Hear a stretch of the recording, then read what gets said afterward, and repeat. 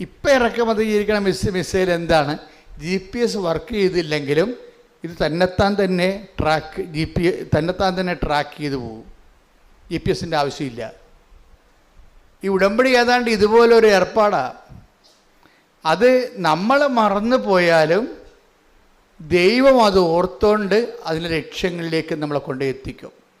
ദൈവത്തോട് ചെയ്തിട്ടുള്ള നിബന്ധനകളെ മറന്നു പോകരുത്.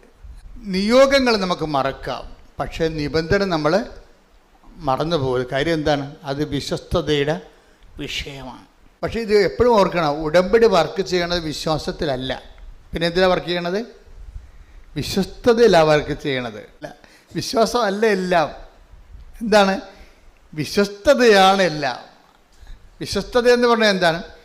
പെർസ്വയറിങ് ഫെയ്ത്താണ് വിശ്വസ്തത എന്ന് വെച്ച് കഴിഞ്ഞാൽ ഗ്യാപ്പില്ലാത്ത വിശ്വാസം.